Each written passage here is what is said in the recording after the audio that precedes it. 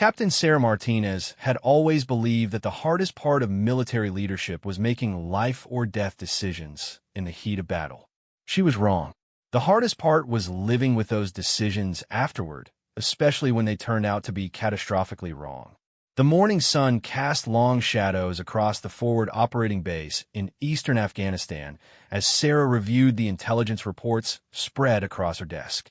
The paper felt rough under her fingertips, each page containing fragments of information that painted an incomplete picture of enemy movements in the valley below. Her unit, Bravo Company of the 75th Ranger Regiment, had been tasked with securing a strategic mountain pass that served as a crucial supply route for both coalition forces and local civilians. Sarah had earned her captain's bars through years of dedicated service and combat experience.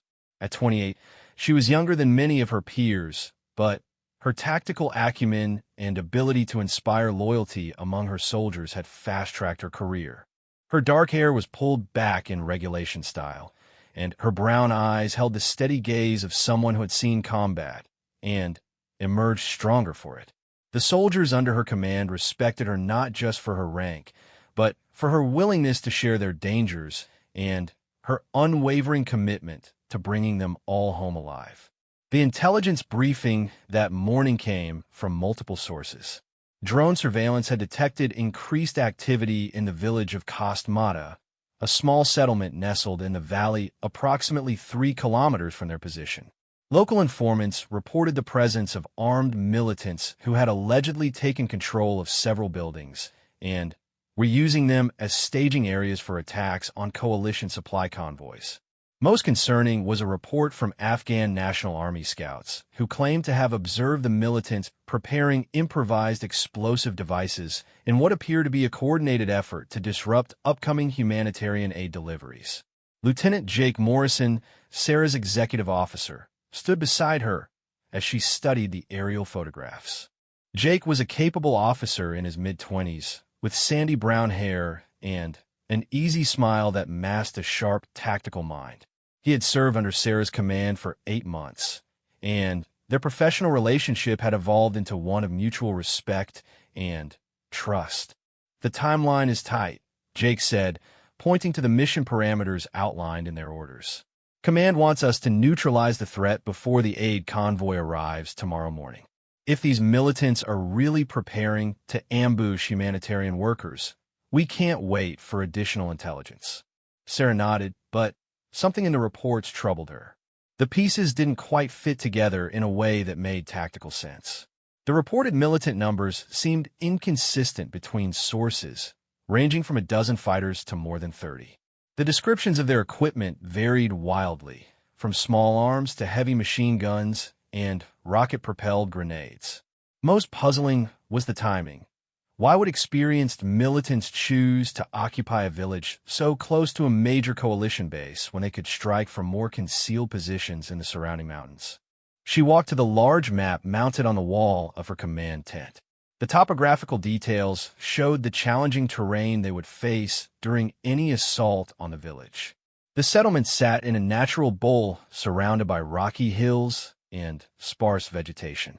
There were only 2 practical approaches: a narrow dirt road that wound down from the north, and a steeper path from the east that would require her soldiers to navigate loose scree and exposed rock faces. "What's your recommendation, Jake?" Sarah asked, though she was already formulating her own plan. "A 2-pronged assault," he replied without hesitation. "Split the company into 2 elements. First element takes the northern approach, moves fast and loud to draw their attention. Second element uses the eastern path, gets into position while they're focused on the first group, then hits them from the flank. Classic hammer and anvil. It was a sound tactical approach, the kind they had practiced countless times in training and employed successfully in previous operations. Sarah traced the routes on the map with her finger, calculating distances and timing. The plan would require precise coordination between the 2 elements, but her soldiers were experienced and well-trained. They had executed similar maneuvers before.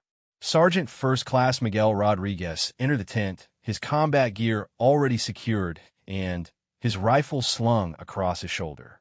Miguel was Sarah's senior non-commissioned officer, a veteran with 15 years of military service and multiple combat deployments.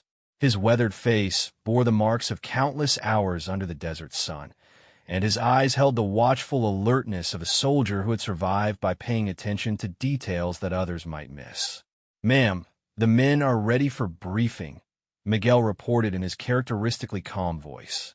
"First and second squads are loaded for movement. Third squad is standing by for support."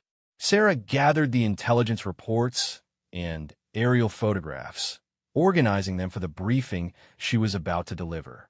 In a few minutes, she would stand before her soldiers and explain their mission, assign their roles, and send them into harm's way based on information that felt incomplete and inconsistent. The weight of command settled on her shoulders like a familiar burden.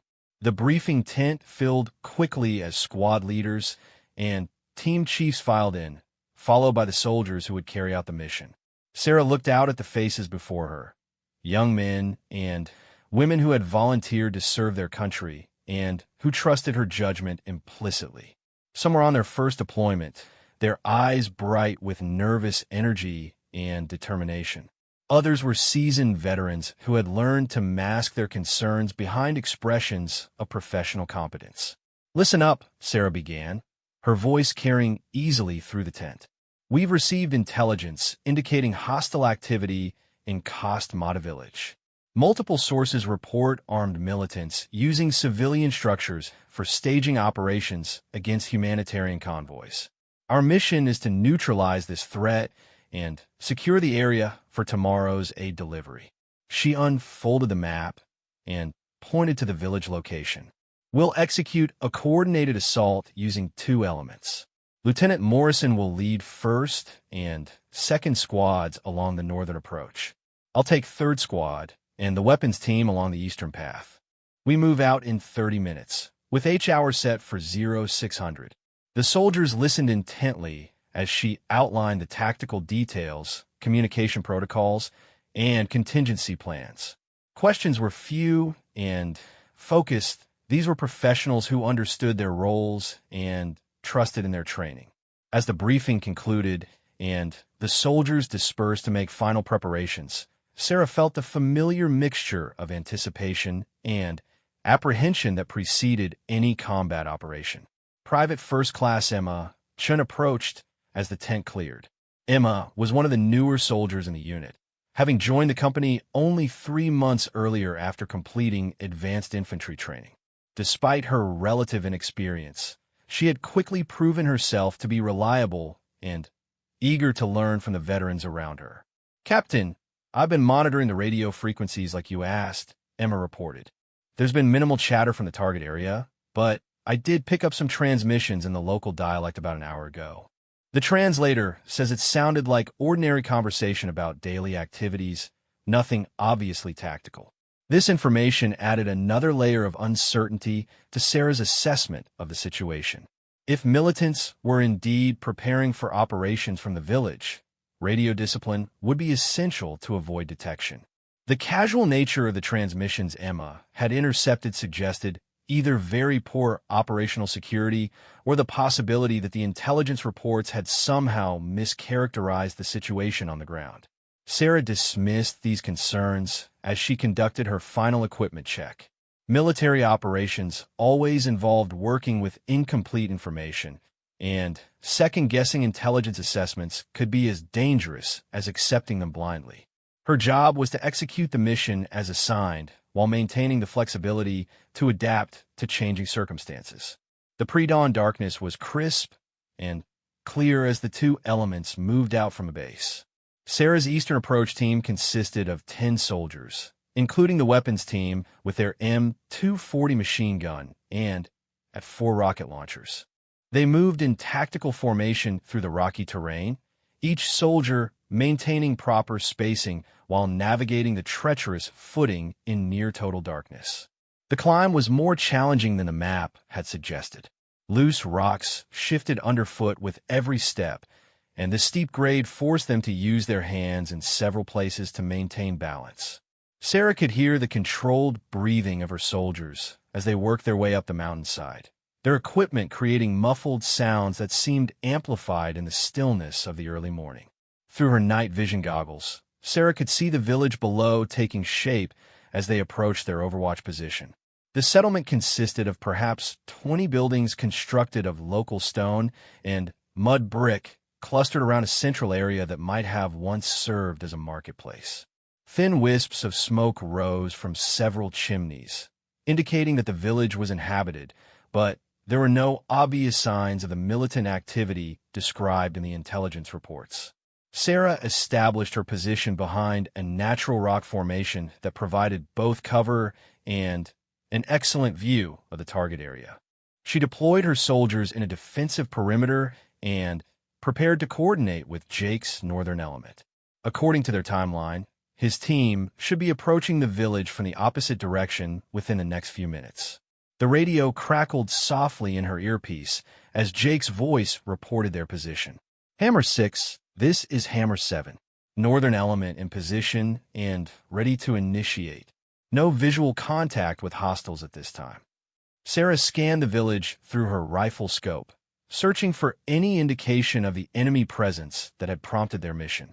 The streets appeared empty, and the buildings showed no signs of fortification or unusual activity. A few lights glowed in windows, suggesting that the inhabitants were beginning their daily routines, but there were no sentries, no weapons emplacements, and no evidence of the coordinated militant operation described in their intelligence briefing. Hammer 7, this is Hammer 6, Sarah transmitted. Maintain Overwatch. Something doesn't feel right about this situation. It was at that moment that everything began to unravel. The first indication of trouble came not from the village below, but from the radio traffic that suddenly filled their communication frequency. Multiple voices speaking in rapid, overlapping transmissions that suggested confusion and alarm somewhere in the operational area. Through her scope, Sarah saw movement in the village that made her blood run cold. Figures emerged from the buildings, but they were not armed militants preparing for combat. They were men, women, and children going about their morning activities, carrying water, tending to animals, and engaging in the routine tasks of village life. There were no weapons visible, no tactical movement, and no indication that these people posed any threat to coalition forces or humanitarian operations. The horrible realization hit Sarah like a physical blow. They had been given faulty intelligence, and they were about to assault a village full of innocent civilians. The reports of militant activity had been either completely fabricated or catastrophically misinterpreted, and she had positioned her soldiers to attack people whose only crime was living in a strategically important location. All elements, this is Hammer 6, Sarah transmitted urgently. Abort mission. Repeat, abort mission immediately. We have civilians in the target area. But even as she spoke the words, Sarah knew it might be too late. Military operations, once set in motion, developed their own momentum that could be difficult to stop. Jake's northern element was already in position and preparing to initiate their assault. The weapons team beside her had their machine gun trained on the village and was awaiting her signal to begin suppressive fire. The next few seconds would determine whether they could pull back from the brink of a catastrophic mistake or whether Sarah's decision to trust flawed intelligence would result in civilian casualties that would haunt her for the rest of her life. The weight of command had never felt heavier as she watched the innocent people below, unaware that they had become the targets of a mission based on lies. The radio transmission that changed everything came from an unexpected source. Staff Sergeant Marcus Thompson, positioned with the communications team back at the forward operating base, broke through the tactical frequency with an urgent message that sent ice through Sarah's veins. Hammer 6, this is Base Actual.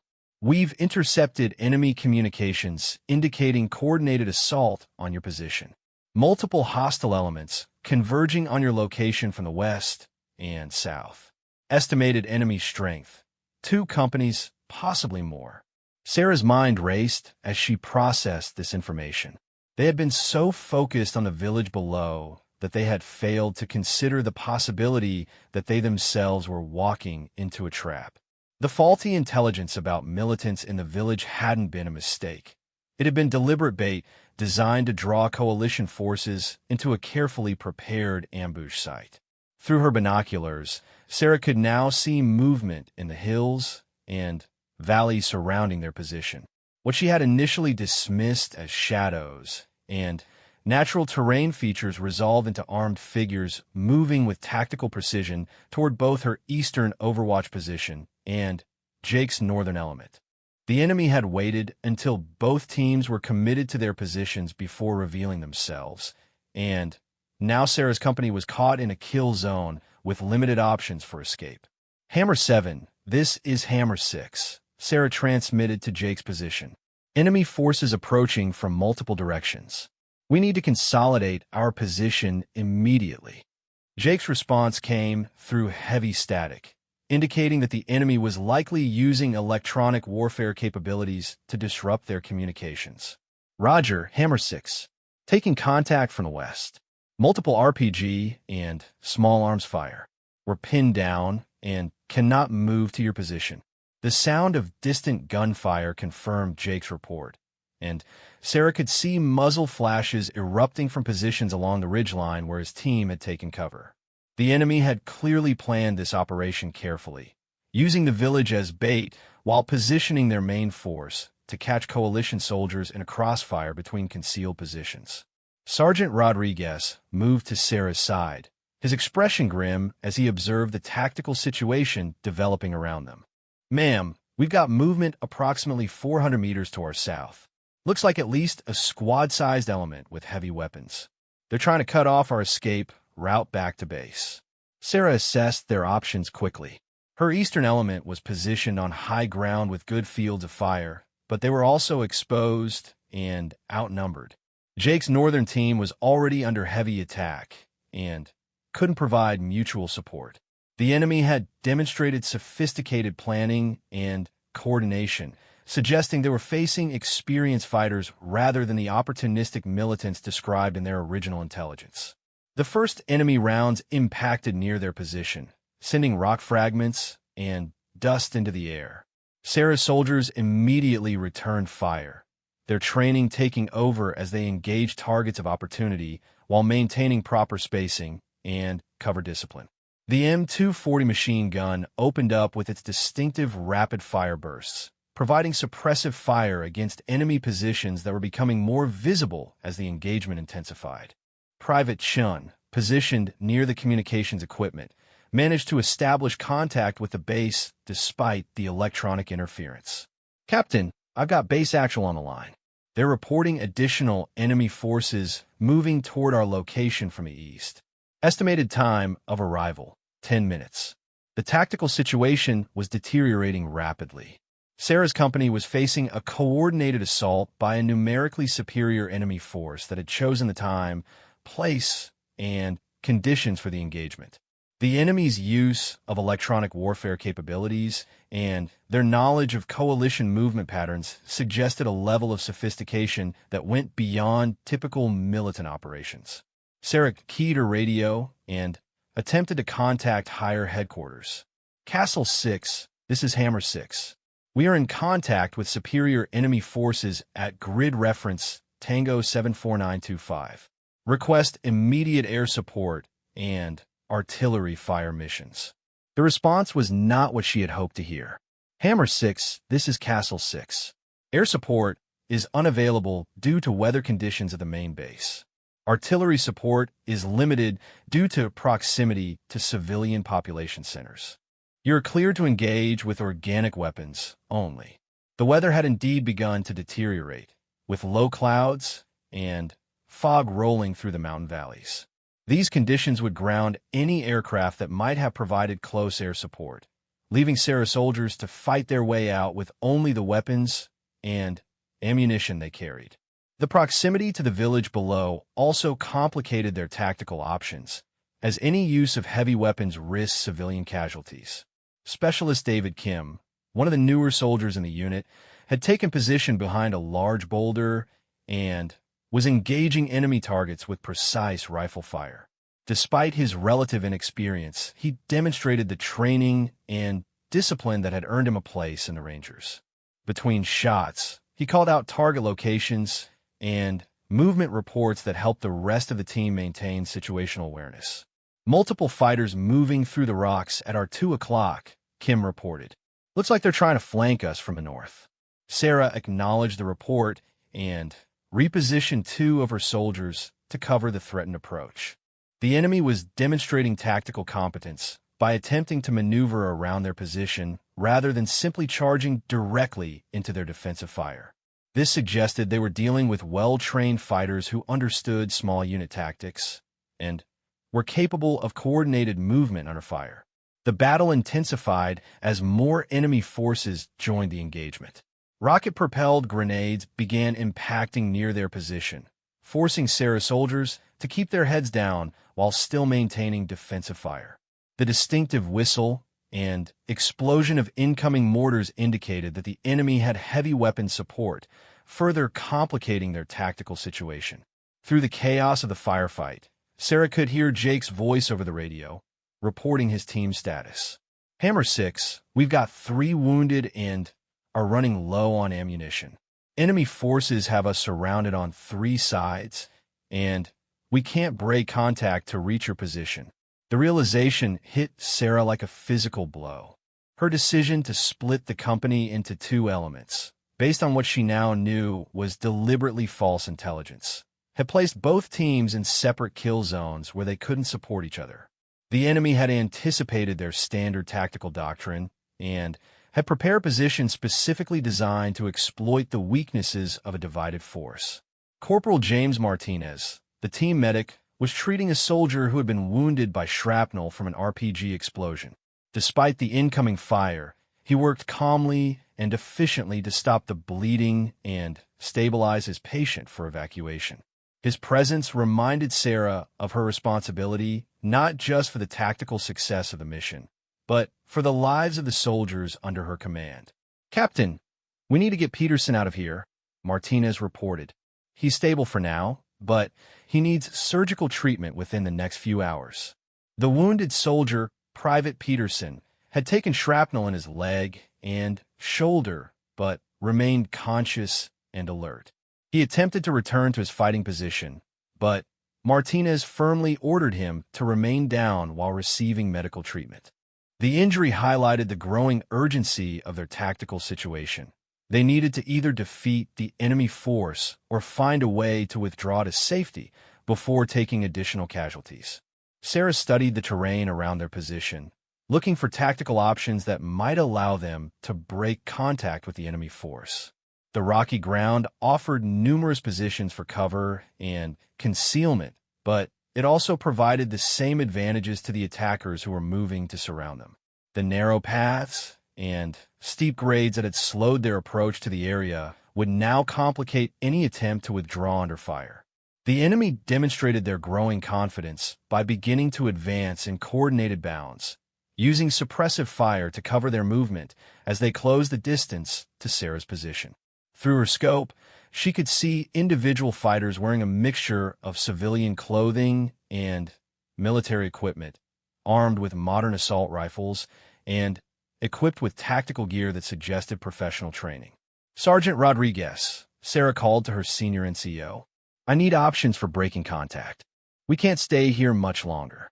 Rodriguez studied the surrounding terrain with the experienced eye of a veteran infantry soldier. "Ma'am, there's a ravine about 200 meters to our east that might provide covered movement back toward base. But we have to cross open ground to reach it, and the enemy has at least 1 machine gun position that could cover that approach." The tactical mathematics were simple but grim.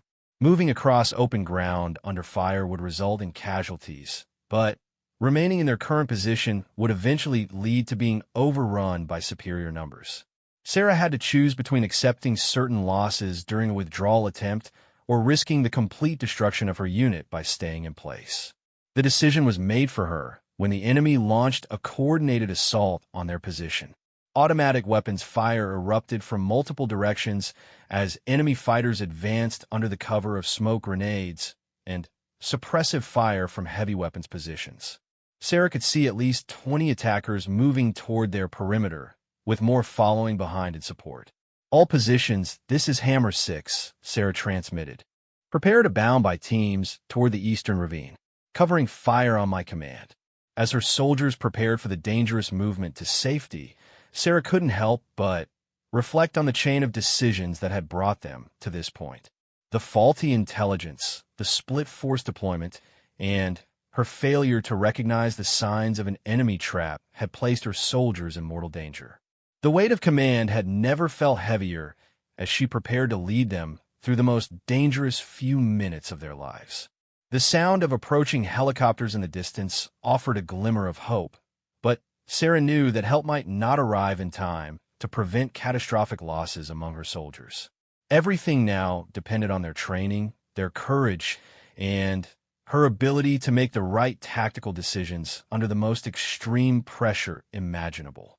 The sound Sarah heard in the distance wasn't the roar of rescue helicopters coming to their aid. It was the distinctive whine of fast-moving vehicles approaching from the valley floor, vehicles that she realized with growing horror were not friendly forces. Through her binoculars, she could see a convoy of modified pickup trucks and armored vehicles racing along the dirt roads that connected the various mountain settlements. The enemy had committed their reserve forces to ensure that no coalition soldiers escaped to report their tactical capabilities and operational methods. "Contact rear," Sergeant Rodriguez shouted as enemy fighters appeared along their intended escape route. Multiple vehicles with mounted weapons, approximately 1,000 meters, and closing fast. Sarah's tactical situation had transformed from difficult to nearly impossible. Her eastern element was now surrounded on three sides, with enemy forces controlling both the high ground and the escape routes back to their base. Jake's northern team remained pinned down and unable to provide mutual support. The wounded soldier required immediate evacuation, and her remaining ammunition was dwindling rapidly under the sustained enemy assault. The approaching vehicles represented a new level of threat that her light infantry unit was not equipped to handle. The heavy machine guns mounted on the trucks could devastate her defensive position, while the armor protection of the vehicles would make them nearly invulnerable to small arms fire. Sarah realized that she was facing not just a larger enemy force, but one that possessed sophisticated equipment and coordination that suggested support from external sources.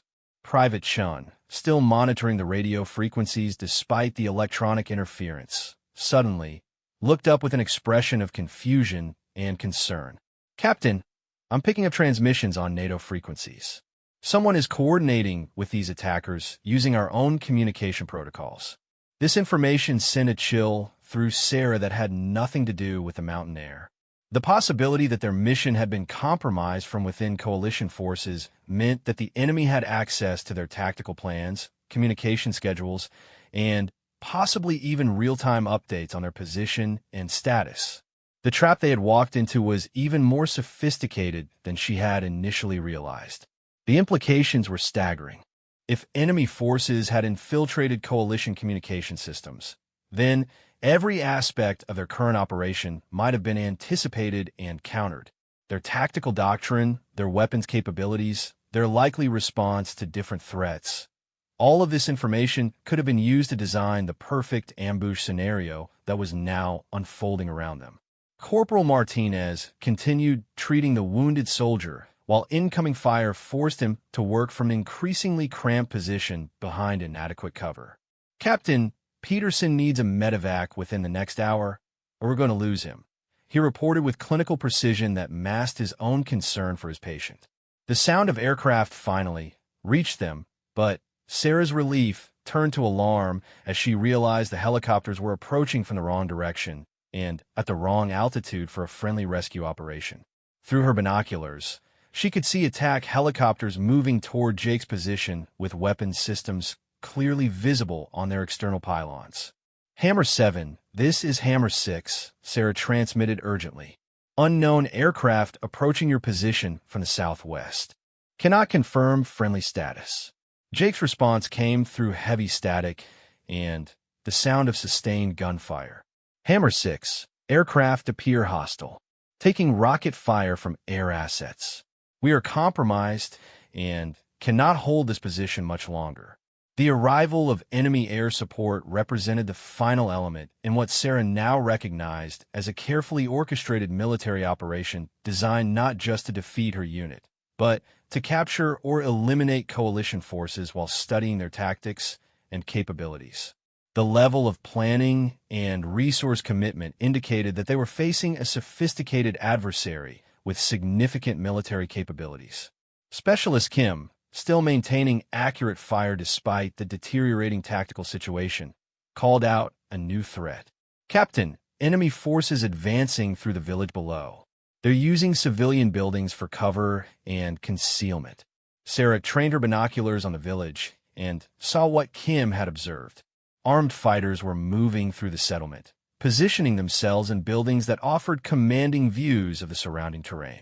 The civilian population appeared to have either fled or taken shelter, leaving the village as an empty shell that provided perfect cover for enemy forces. The tactical picture was now completely clear. The enemy had used the village as bait to draw coalition forces into predetermined kill zones, then surrounded them with superior numbers and firepower while cutting off their escape routes. The civilian population had been either relocated or confined to allow military forces to use their homes and buildings for tactical advantage. It was a sophisticated operation that demonstrated military-level planning and coordination. Through her scope, Sarah could see individual enemy fighters moving with practiced precision through the village streets. Their equipment was modern and well-maintained. Their movement patterns suggested professional military training, and their coordination indicated a command structure that was functioning effectively under combat conditions. These were not opportunistic militants or local insurgents.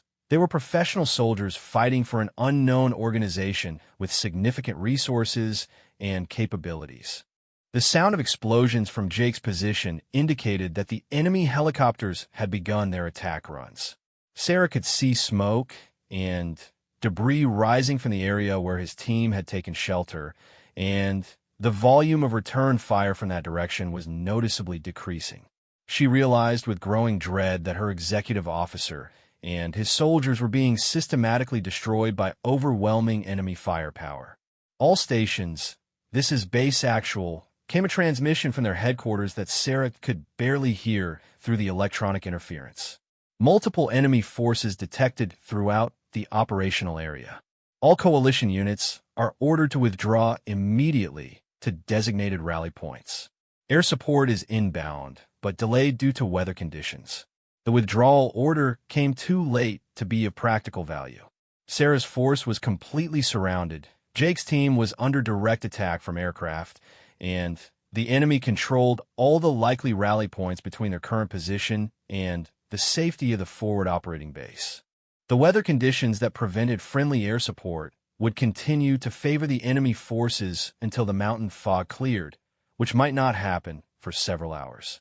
Sergeant Rodriguez moved to Sarah's position as enemy fire intensified around them. "Ma'am, we've got maybe 10 minutes of ammunition left at current rate of consumption. After that, we'll be down to individual weapons and whatever we can recover from enemy positions." The ammunition situation added urgency to their already desperate circumstances.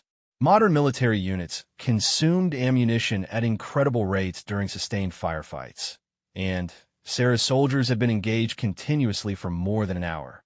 Once their heavy weapons ran dry, they would lose their ability to suppress enemy advances and would be vulnerable to being overrun by superior numbers. Sarah made the hardest decision of her military career. She keyed her radio and transmitted on the emergency frequency that would be monitored by all coalition forces in the region. Any station, this is Hammer 6. Grid location, Tango 74925. Unit is surrounded and under heavy attack by superior enemy forces with air support. Request immediate assistance from any available assets. The transmission was essentially a call for help that admitted her unit was facing defeat. In military terms, it was an acknowledgement that she had failed in her mission and was unable to extract her soldiers from a tactical situation that was beyond their capabilities to resolve independently. For a career officer who had built her reputation on competent leadership and successful operations, it represented professional and personal failure on the most fundamental level. The response came not from coalition headquarters, but from an unexpected source. Hammer 6, this is Neptune 7. We have your transmission and are moving to assist. Maintain your position and prepare for immediate extraction. Sarah didn't recognize the call sign Neptune 7, but the voice had an American accent and was using proper military communication protocols. Through the sound of gunfire and explosions, she could hear the distinctive noise of approaching helicopters that seemed to be coming from a different direction than the enemy aircraft that had attacked Jake's position. Specialist Kim suddenly stood up from his fighting position and pointed toward the eastern horizon.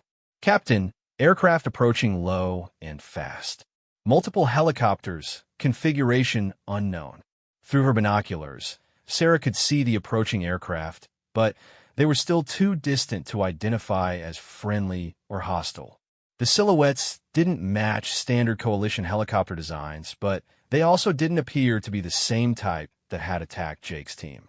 Their flight patterns suggested tactical formation, flying rather than the hunting behavior she had observed from enemy aircraft. The lead helicopter broke away from the formation and began a rapid descent toward their position.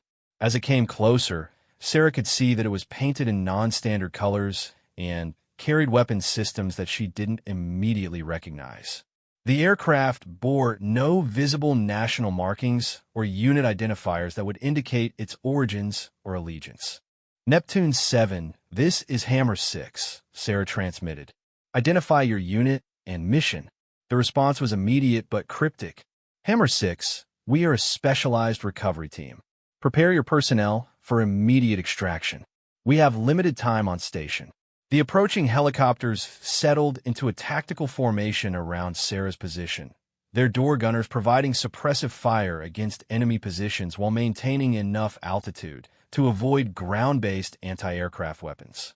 The aircraft were clearly operated by highly skilled pilots who understood both the tactical situation and the terrain challenges of mountain warfare. As the extraction helicopters moved into position, Sarah realized that her ordeal was far from over. The identity and mission of her rescuers remained unknown. Jake's team was still under attack and unable to reach the extraction point, and the wounded soldier required immediate medical attention that might not be available aboard the unmarked aircraft. The biggest question of all was whether these mysterious forces represented salvation or simply a different form of captivity. The weight of command had taught Sarah that some decisions carried consequences that extended far beyond the immediate tactical situation. As she prepared her soldiers for extraction by unknown forces, she understood that this mission would define not only her career, but potentially her entire future. The huge mistake that had led them into this trap was about to be compounded by choices that would test everything she believed about duty, loyalty, and the true nature of military service.